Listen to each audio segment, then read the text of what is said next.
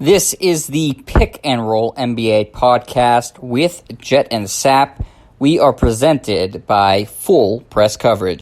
Sap, do you want to get into some Celtics talk?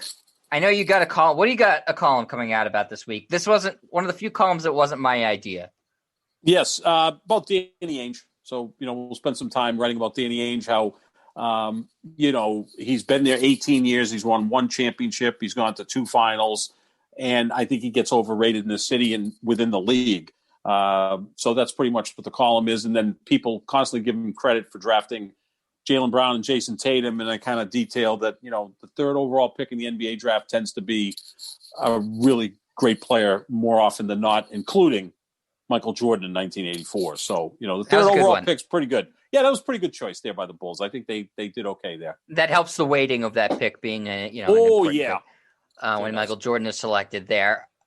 Now, I saw on Twitter that somebody was very upset with you for saying that Danny Ainge he should be getting less credit for drafting Brown and Tatum at 3. I think he had something to say like Markelle Fultz was the clear one and he traded out of it. Do you give Danny Ainge any credit for that maneuver? No, not if he liked Jayson Tatum better. I mean, he could have just taken Jayson Tatum with the first pick. Well, yeah. If LeBron had GM that Sap, you would have been all over it. You'd say, "Oh my God, the most brilliant move of the century." LeBron was still in Cleveland, so we can't, give him any credit or not credit for that. But the way I looked at it is, he obviously decided that Jayson Tatum was the best player in that draft, and it's turned out to be the case. And but there was also a chance that by trading out of the first pick to the third pick, the Lakers had the second pick, and Magic was hell bent on. Telegraph that one. Yeah. Yeah, too much. I mean, Magic, not exactly a great executive. I mean, he got LeBron to sign with the Lakers, but I don't think Magic had much to do with that. I could have got LeBron to sign with the Lakers. But the whole point of that is that I think that, you take that chance. If the Lakers ever had Jayson Tatum and didn't have to part with him for Anthony Davis, holy crap. I mean, just think of a team of LeBron, Jayson Tatum, and Anthony Davis. But he got Jayson Tatum. That's great. Jaylen Brown third. They're both all-stars. Congratulations. But that third overall pick tends to produce really good players. I think since 1977, there's been 21 players who have been all-stars. Several are Hall of Famers. Even more are going to be in the Hall of Fame. Several others are on the fast track to the Hall of Fame, even though they're very young. So picking third is a pretty good spot to be in. Yeah. Do you want me to run down some of the best third overall picks? Can I include ones that weren't good too? Yeah. So that's a good idea, Jet. Yeah. Just go through them. I kind of like to use the line of demarcation post merger. So you can start from like 1977. And there's a reason I started in 1977. Start from the beginning. 1950, Bob Cousy. 1951, no, Marcus Freiberger. Do you remember him? He played for the Indianapolis Olympians. Yes. Fellow Jewish guy. Is that a team? The Indianapolis Olympians. Okay. Yeah, there you go. See, they were a sleeper team that year, too. I would have picked them to go to the finals. Yeah, in 1977, your guy, Marcus Johnson, who I believe he sold 2 posters in his life. One was to you, one was to Michael Jordan. Yeah, that was Michael Jordan's favorite player. Up in his dorm room in North Carolina. Yeah. Marcus Johnson, who is up for the Hall of Fame this year. I don't think he's going to get in. Sap, you would say differently. I think, aren't you marching on Springfield? Isn't that what you told me? Yes, I am. I'm going to Springfield to make sure Marcus Johnson gets in. And then in stop June, the steal. Put Marcus Johnson in the Hall of Fame. Exactly. I'm going to wear my old Bucks jersey. And then I'm going to go up to Cooperstown in June in my Bonds jersey and storm Cooperstown to make sure that Barry Bonds gets in the Hall of Fame. One is a much stronger case than the other. It is. But everybody hates Barry Bonds, and, I hope he gets in at some point. But, Marcus Johnson was the third overall pick. He's a borderline Hall of Famer, was a college player of the year, had a really nice career in Milwaukee. He was then traded to the Clippers. His career was cut short with injuries, but, that's a great pick. The first pick in that draft was Kurt Benson, also by Milwaukee, who was just kind of a big white stiff. Later had a show named about him. Benson. That's right, exactly. Everybody knows that. You know what we actually have to do, Sap, is that for another time, see how many times the third overall pick ended up being the best player in the draft. Yeah, that's a whole other discussion. And you can make a case in 77 that Marcus Johnson was, although Bernard King also went in that draft.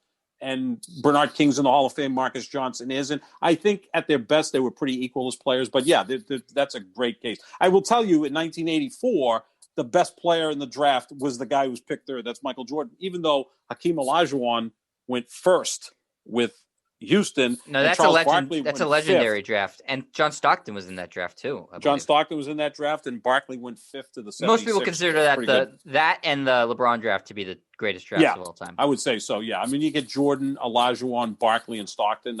That's not a bad, starting four of your great starting five. So, but yeah, continue on throughout the years with the third overall pick.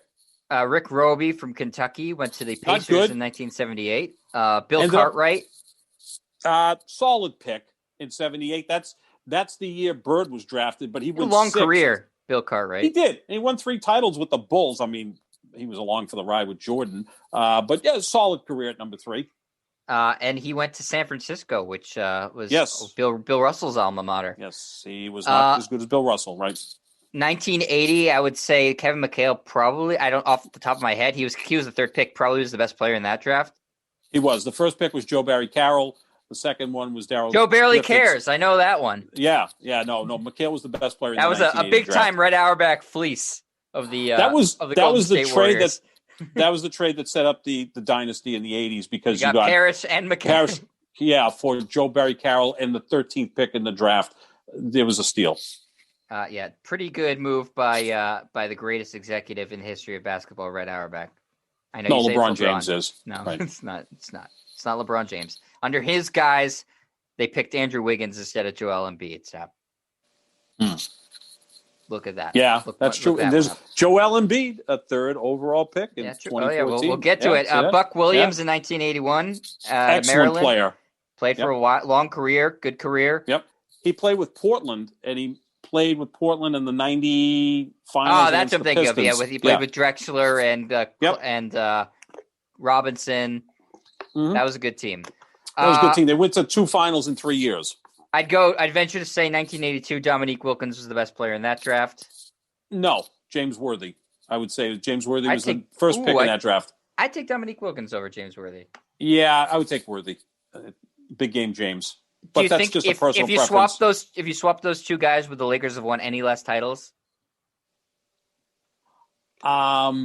I'm not sure in 88 if they would have won it because actually Worthy was the MVP of the finals. Worthy was spectacular in big games. He was a nightmare. I know he was, but look who Celtics. we got to play with versus who Dominique Wilkins got to play with.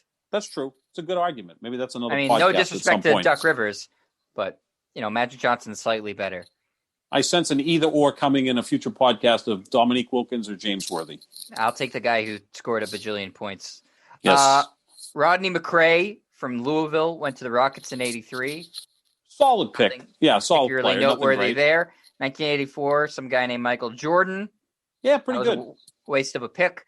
1985, and it's rare that you can stump me. I have never heard of Benoit Benjamin Sapp out of Creighton, who went to the Clippers. No surprise they went to the Clippers because they, botched draft picks for 3 decades. Do you know anything about Benoit Benjamin? The Clippers constantly had bad luck as in addition to bad drafting.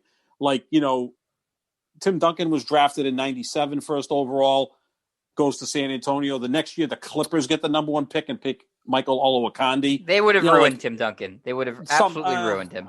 I don't think he was beyond ever being ruined. He was so good. Is there a player so great that could have overcame the Donald Sterling stink that he put on that team? You know what? That's a great point. It still kind of has some sort of stink there. They're up 3-1 against Denver, and they can't hold on to double-digit leads in games 5, 6, and 7. Don't most people consider Elgin Baylor the worst general manager of all time? He's up there. And you know what? It's interesting because he ran that team for 20 years, too. How did he not lose his job? And then when he got fired, he said it was racism. I mean, he's probably right because it was Donald Sterling. But also, the team never sniffed the playoffs in his 20 years at the helm. No, so they made it a few times. They had Danny Manning, and they had a couple of decent runs in there. But Elgin Baylor... somebody else who didn't live up to the hype. Danny Manning. Another guy, and he was the first pick in his draft. Elgin Baylor and Jerry West, played pretty much their entire career together in L.A. I always think Baylor was better than West, but, revisionist history has West better than Baylor because of the executive experience that West has. And you can make a case that West is actually the greatest executive in the history of the NBA because he's done it with multiple teams. I'm telling you, Baylor may be the worst. And Baylor may be the worst. But if you look at them as players, I have Baylor as the 11th greatest player ever. Jerry West is the 12th greatest player ever. They're that close. But people like Elgin Baylor to me is the greatest player to never win an NBA championship. And he's kind of forgotten. And if you look at his highlights and his stats, and I got to talk to Casey Jones when he was coaching the Celtics, and Casey Jones played against Elgin Baylor in the NBA Finals countless times. He says you could not stop him. He was just Tommy Heinsohn said the same thing about him. Said he was the best player he ever defended. Yeah, without question. So I mean that. But then when you look, the most granted, they didn't have to defend Wilt. Bill Russell took care of that. No, that was a totally different guy. But so I think you see that with the Clippers. But Benjamin just didn't work out. Chris Washburn was 86 from North Carolina State. Went to the similar Warriors. Similar to Benjamin.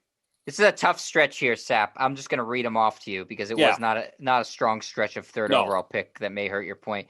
Washburn, again, 86, 87. Dennis Hobson, 88. Charles Smith, 89. Pretty Sean good Elliott. player. Sean Elliott was a pretty good player. One All-Star, multiple All-Star. I met him. Very nice guy. Still works for the Spurs, I believe. Chris Jackson out of LSU. Billy Owens from Syracuse, Christian Laettner, who was obviously a humongous star in college and then was just a solid NBA player. And then you don't really get a star player until 93 with Penny Hardaway from Memphis. Yeah, that was a good pick. Yeah, Penny Hardaway, who if he'd stayed healthy would have been a Hall of Famer. Swapped on draft night for Chris Webber, if I recall correctly, right? Yeah, Orlando drafted Webber and then traded him to Golden State for Hardaway. So from that sequence from 85 to I'd say 93 wasn't particularly not that great. Strong. Hardaway was good though. The third overall pick. Hardaway very good, and then Grant Hill is a Hall of Famer. Yep. Jerry Stackhouse led the league in scoring one year, excellent player. Yep, very good player. Sharif Abdul-Rahim, multi-time All-Star, very good player. Chauncey Billups, Finals MVP, borderline Hall of Famer. I don't think he'll make it, but he's borderline. Then we took a little bit of a dive in '98 with Rafe LaFrentz, former teammate of Paul Pierce on both Kansas and the Boston Celtics. That one I remember, a lot of hype, not a lot of. You know what? He'd probably be better in the NBA today than he was. Yeah, be a stretch four. In the early 2000s.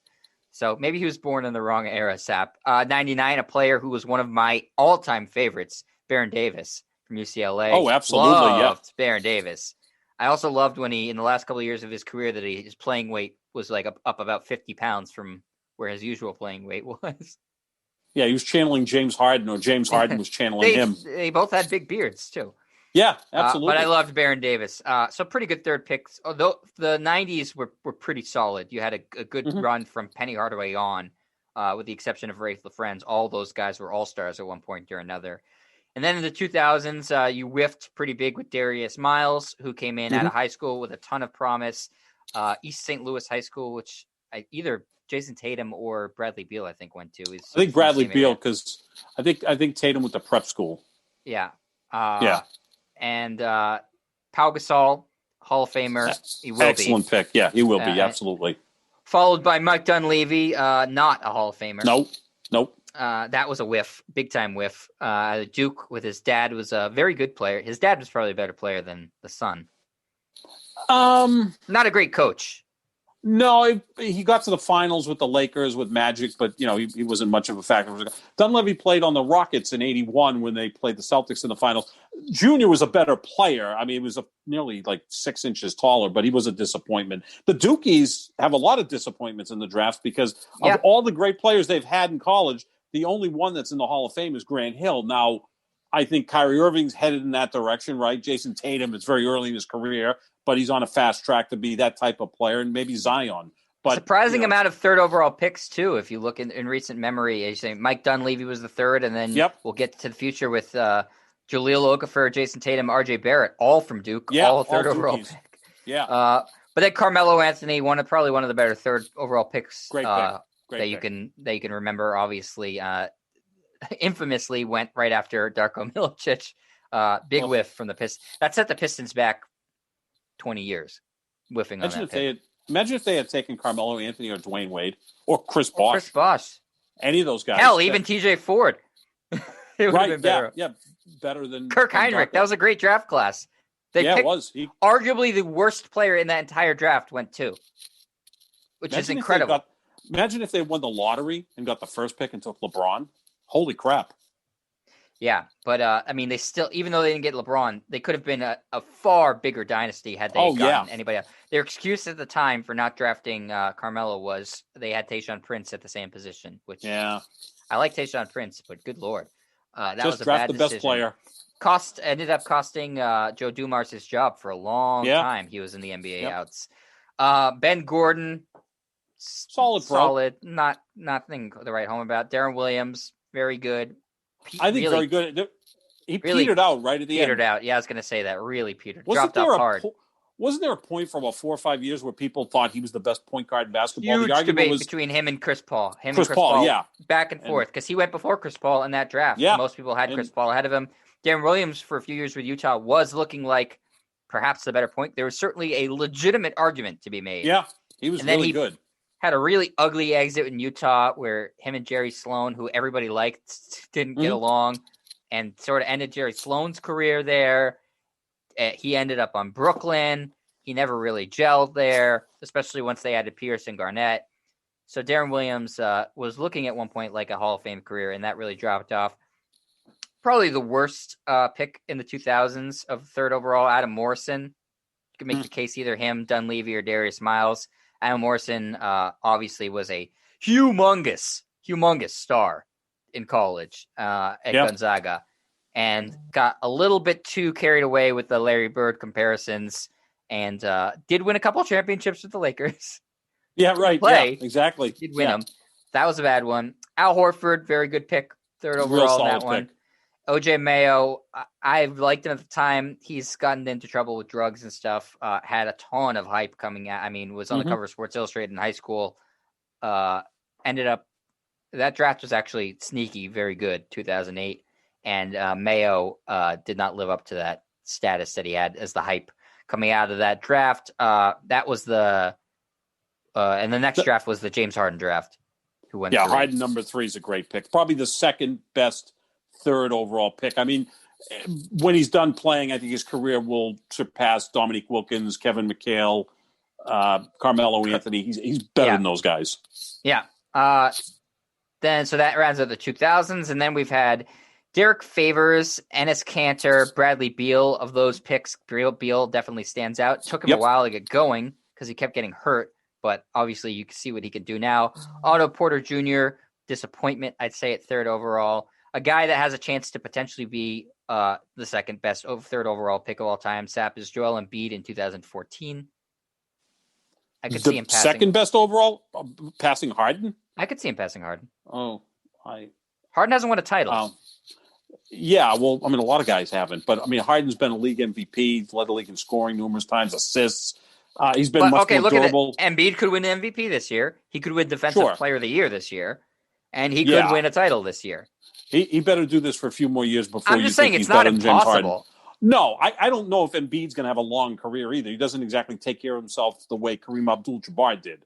So, and neither does Harden, apparently. I mean, he looked like he put 10 pounds on during All-Star Weekend. But his game does not rely on athleticism, whereas Embiid's does. But that's an interesting debate. No, Embiid's a superstar, and getting him with the third overall pick was a coup for Philadelphia.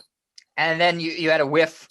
Philly had the back-to-back third overall picks. Jahlil Okafor was a big-time whiff, who I thought was going to be a big-time stud in the NBA. It's sort of the game passed him by. If he had played in the 90s or early 2000s, I think he would have been a 20-10 guy, a beast. And then he just couldn't develop a jump shot. Still in the league, but not third overall pick worthy. Celtics back-to-back go Jaylen Brown, Jayson Tatum. I think everybody's pretty happy with how those both worked out for the Celtics. Yes.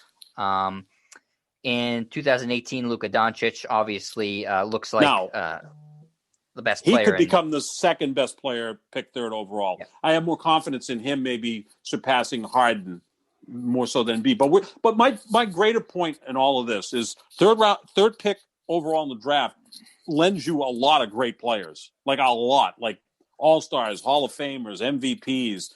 So to give Danny Ainge all this credit is okay. He nailed it with Jaylen Brown. By the way, this year looking pretty good too. LaMelo Ball was the third overall pick this LaMelo year. Ball, who leading rookie of the year candidate. Running away with it, by the way, in my mind. It's not even close. So to give Ainge credit for that, okay, we'll give him credit for that, but it's not like he just nailed all the other picks. And then you look at what he's done at 14th the last couple times. Romeo Langford has been no factor. Aaron Nesmith has been no factor. And, he's been fortunate with the 26. He got Robert Williams, who's done a nice job in spurts, and also Peyton Pritchard at 26 has had a really nice rookie year. So he's done really well at the beginning of the first round, pretty good at the end of the first round. When he's in the middle, he can't really execute. And I just think that with It's recent, though, with the end of the first round, because he's had a lot of whiffs there, like J.R. Giddens and stuff like that. He's whiffed plenty at the end of the first round. Well, here's my thing. Okay, he's been here 18 years. He's only been here 3 fewer years than Bill Belichick's been running the Patriots. Belichick has 6 rings, and I know he forced Tom Brady out, and he's on everybody's shit list right now, although he had a pretty good day not on today. Monday in free agency. Yeah. So here's Ainge, who's only been here 3 fewer years, has 1/6 of the titles as Belichick, and it seems like he gets more positive coverage from Celtics media than Belichick does from even local media, even national media. We've all criticized Belichick for not being a really great general manager. Ainge has done some nice things. They won a title in 2008. The rebuild started in 2013, right, when they traded Garnett and Pierce for those 3 first-round picks, and you ended up with Jaylen Brown and Jayson Tatum, which is great, awesome. But you built that roster up to the point where in the spring of 2018, you made it to Game 7 of the Eastern Conference Finals against LeBron. You lost in Game 7, and that's without Kyrie Irving and Gordon Hayward. Now, just look at the roster that was there in 2018, 2019. Kyrie Irving and Al Horford, perennial all-stars. Gordon Hayward coming back from injury, just 2 years removed from being an all-star. You had Tatum and Brown. We knew at that point that those guys were studs, and now they're all-stars. Your bench was Marcus Smart, a outstanding defensive player, a glue guy. Terry Rozier, who right now is averaging 20 points per game in Charlotte. Marcus Morris, who's averaging 12 points per game in 24 minutes with a contending Clippers team, and Aaron Baines. I can make a case 2018-2019 Celtics had the deepest roster in the NBA, 1 through 9. Probably the second best roster, only behind Golden State that year, right? When Golden State won the title. And only 3 guys remained, Tatum, Brown, and Smart. You added Kemba Walker, but you lost Horford, Hayward, Rozier, Morris, and Baines, and all you got back in return was a trade exception that he may not use till the offseason. So the talent drain has been total mismanagement by Danny Ainge. Yeah, we said on past shows, the past 2 off seasons, he's gotten sort of pants by Michael Jordan, who's not considered to be a particularly good executive. Right. The Hornets have outmaneuvered. And I was saying this on my after I reacted to the Nets loss on my YouTube channel, because I do post-game reactions there, saying the reality is you've been outmaneuvered by the Lakers and the Nets, and Celtics fans were dancing on the Nets' graves for years, and they have outmaneuvered you to the point where they're going to go further than you ever have in that period of time since the fleece of all fleeces. Yep. The complete destruction of the Nets franchise. Well, since that time, you got some nice pieces in Tatum and Brown, but they've rebuilt their whole team in that period of time and are legitimately title favorites this year. Yep. Them and the Lakers are the title favorites. So they've completely outmaneuvered you. And that dream that Ainge had of putting together Kyrie Irving and Kevin Durant and maybe Anthony Davis and stuff like that, the Nets pulled that off. He didn't pull it off. Regardless of how great of a plan it was, and you could say, well, he got burned by Kyrie, but I think he didn't understand the player he was acquiring, that he was getting a guy who you couldn't trust to build your team around, who didn't have a long enough contract to keep here. So I think he's been completely outmaneuvered and oftentimes asleep at the wheel. I think with the Hayward, Horford, and Kyrie all leaving in free agency in the past 2 years is the best indicator of that. Because you should have had, especially with Hayward and Kyrie, Horford was a bigger surprise. You should have an inkling that those guys are out the door, and to get nothing in return is just, that's no way to manage a team. That's no way to be successful in a professional sports, is to lose really quality assets. One of whom is going to be all NBA player this year in Kyrie Irving for nothing. And I mean nothing. You have a trade exemption and that you haven't used yet. So you've literally gotten zero in return for those guys. And, the Rozier thing, Ainge did well to find him. And you can make the argument maybe you'd rather have him than Kemba at this point because Kemba looks like he's on the decline and Rozier looks like he's on the upswing, though I don't think whatever's going to happen in Charlotte, I don't think he's going to be happy with because LaMelo Ball is going to start being the focal point of the offense, and Rozier is a guy who likes his shots. So I don't know that Rozier can be a good player on a winning team, but that's I think a fair argument is the Kemba thing at this point. But Ainge's track record recently has lent to a lot more failure than success in my mind. I mean, yeah, like you said, the third overall picks kind of end up being layups a lot of the time.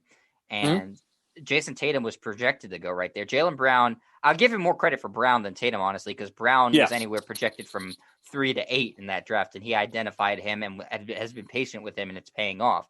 So I give him more credit for that. Tatum was supposed to go, could have gone 2. A lot of people had him going 2. It's just that the Lakers were just enamored with Lonzo Ball. It was weird. Like they were dead. If they had the 1 pick, they would have taken him there. They were dead set on him. He played at UCLA. He was the best known of those players because he played at UCLA, and of course, LeVar Ball brings a lot of attention to the story. So, yeah, I mean, Danny Ainge is still, I think, a very good executive, but let's hold off on canonizing him and making it sound like he's better at his job than Bill Belichick, which is absurd. And regardless of being in the back of the lottery, Sap, that's still the lottery when you're drafting 14, and to not get impactful players. And obviously we don't know fully what Nesmith or Langford are, but they've had zero impact on the team. Yeah. And then, I mean, when you can go back to 2013 when he traded up to get Kelly Olynyk, and he could have had Giannis. But again, a lot of teams could have had Giannis because in that 14 range, a lot of players that are really good fall into 11 to 17. Like it's less Giannis. about to me, Sap. It's less about the who you didn't draft or who you did draft. In a situation like the Nesmith pick and the Langford pick, I look at why didn't you flip those for a veteran? You don't need to add a rookie that you don't know if they're going to be good or not. You're trying to compete for a title. You've been to the Eastern Conference Finals 3 of the last 4 years. Why are you just continuing to add young players to this team? I looked at both of those picks and said, there's still a lottery pick. Trade them. They have value. Even if it's a veteran who what their ceiling is and somebody that will make a positive impact on the team. Otherwise, that's why it's called the lottery. You're scratching a lottery ticket with these guys, and you never know if they're going to play. And when you're a team that's considered on the upswing and a team that's considered to have maybe missing just a couple like tweaks here or there could push you to the finals. And I think in the past few years, you saw opportunities for the Celtics to get to the finals. I mean, they were in Game 7 of the Eastern Conference Finals without some other guy, without some of their big horses, Sap. And if they had just added a couple of veterans who did some things well at the bench, 3-point shooting, rebounding, defense, instead of adding guys like Nesmith or Langford, I think they'd be in a lot better shape. Yeah, because they're just not very deep and they're not very versatile. You had to go out and sign Jeff Teague. It's a hoarding mentality with him. Well, that's what it is with the picks and all these players. He's building like an NFL roster, not a basketball roster. You don't need all this depth in the NBA. You need your stars, but you need essentially an 8 or 9 man rotation with specific roles for these players. So I give him credit with Pritchard and Williams recently, late in the first round. Those guys have played well. So, he's done a good job with that. But to just constantly say, wow, what great picks with Jayson Tatum and Jaylen Brown. It's like, okay, there's been a lot of great picks at number 3 going back over 40 years. Yeah, and I think it's fair that to call it sometimes it's a layup. I mean, there's a lot of those signs it's telegraphed for you. You want to give him more credit for stuff like Rob Williams, who's been playing really well recently, and I think should be the Celtics starting center. Then give him more credit for that. But then you have to also criticize when he misses on guys like who I don't think is particularly good, like Grant Williams or Jabari Bird or Kadeem Allen or Ante Zizic or Gershon Yabusele at 16 was a huge whiff. I mean, he's had plenty of bad picks too. You got to be able to give him criticism. It's like I saw Anderson Cooper said, Trump can get plenty of credit for the vaccine, but he also has to take the criticism for the amount of deaths too. You can't have it both ways. If you want to get complimented for something, then you have to get criticized for the same thing when you fail at it. When you succeed, you get complimented. When you fail, you get criticized. That's how it works. Now, you mentioned Robert Williams. You think he should be starting, which is Yeah, something I totally disagree with. But make your case on why Robert Williams should be starting now. And again, look, he's a better player than Tristan Thompson. He's a better player than Daniel Tice. I there firmly you go. believe. Do I even need to say more than that? No, but not always your best players start. You sometimes like to have one of the guys coming off the bench that's going to be there later in the game. But make your point, and then I'll make my point. All right, here's why I think he should be starting. Besides taking away the fact that he's the best player of those three centers the Celtics have, Tice and Thompson and Rob Williams. Rob Williams is the best player. I also think he has the best chemistry with these guys. Tice has pretty good chemistry, but he's in constant foul trouble, regardless of if you think the refs. So he's not available for a lot of the games. I also think the Celtics are best when they play fast, and Rob Williams is their best at playing fast of all those guys. He's running the court. He sets up, lobs. He opens up the offense, and he's the only one of those three that is a rim protector, a true rim protector. I mean, he's a shot blocking machine when he's in there because he's just a freak athlete. So he fits the style the Celtics. I think the style that best benefits the Celtics is what also is Rob Williams is the best of those three options there. I also look at it as he has the highest ceiling of those three guys. Tice is what he is. Thompson is what he is. He might be on the decline a little bit like that. I don't know how good Rob Williams can be. And the only way to find out is to play him with the starters and to play him. When he's playing less minutes in a game than Tristan Thompson or Grant Williams, I don't see how that's beneficial to the team. Well, I think you can look at this. His minutes have gone up, but not to the point that you want them to be. In a recent game, he had 16 points, 13 rebounds, and 3 blocks in 19 minutes. If you stretch that out over 48 minutes, it's 40 points, 33 rebounds, and 7 blocks. It sounds like a Will Chamberlain type game. It was against the Rockets, who everybody are putting those types of numbers. Well, yeah, against. I mean, we also have to hold back that it's against the Rockets, which is just a glorified. He was about a foot taller than everybody else on the court. Rob Williams. The amazing thing about Rob Williams, he's only 6'8", but he's got a 7'6" wingspan, and that's how short the Rockets are. Yeah, the Rockets. I mean, PJ Tucker, who is now just kind of sitting idly because they're probably going to move him. Obviously, they put up no resistance against the Celtics. But Williams is averaging 7.6 rebounds, 1.6 blocks per game in 16 minutes. That's outstanding. But my point with this is I want to go very slowly with him because I don't want to get to the point of diminishing returns. So if you start him and he gets in foul trouble and then he loses confidence, now maybe you lose the player. Now with Marcus Smart back, and if Kemba Walker is playing, and I know in situations he doesn't play back-to-back games, but if you have, in a perfect scenario when you get to the playoffs, you have Kemba and Marcus Smart in your backcourt, Tatum and Brown up front with one big. So you get away from playing two bigs, which I don't think the two bigs work. When they were starting Thompson and Tice, it just yet slowed Brad them Stevens down. continues to do it. So yeah, that's another thing I don't understand. Maybe Brad Stevens' mind is in Indiana. Because the Hoosiers fired their coach Archie Miller, maybe that's going to be his next destination. And now everybody's talking about that, by the way, which is what I said, a month ago. And now everybody's saying, "Oh, Indiana." I know these things before they happen, Sap. You do. Do you know what the lottery number is going to be over the next couple of nights? Because I'd like to hit that. 36. If you can tell me the numbers, 36. That's Marcus Smart's number, but there's also more numbers than just one in the lottery. I'm sure you would play 36 all the time. But so I would continue to start Tice. He's going to run up fouls, right? So just almost like get him out of the way. Then I'd bring Williams in for that change of pace. And I get it that you want him playing with the starters. So that your 5 best players right now, we probably both agree are Smart, Kemba, Tatum, Brown, and Williams, right? I mean, we can kind of all agree on that. So, yeah, I could see starting them. That's your unit. I'd like that to be as much your closing unit. Maybe to start the second half, where the Celtics tend to come off to these kind of weird starts in the second half. Say bad. You can just say bad starts. Bad, in the second half. Really bad. Yeah, it's just like they're not. You don't have to say weird. It's bad. It's bad. Yeah, it's just like it's otherworldly. It's like, what are they doing? But so maybe that's a scenario. And Thompson, you can still get some benefits from him because he's a good offensive rebounder. I think he is trying to develop some sort of chemistry with Kemba, which I thought I saw earlier, but it doesn't seem to be blossoming. I like Robert Williams. Again, I don't want to rush him. He's so young. He's so raw. I think I could see him getting frustrated let him with the let lack him of walk starting. before he runs. It could be. Yeah, I mean, and he also seems like a guy that, you're going to have to kind of keep an eye on, right? I mean, I don't think he's to be confused with Tim Duncan as far as like, a mature pro. So that could be a situation where you want to try to reward the guy because, hell, he's playing better than the other two. It's not like you're doing this as a favor to him. You're doing it because he's actually earned it. But I would like him still coming off the bench because just think about the energy he can bring.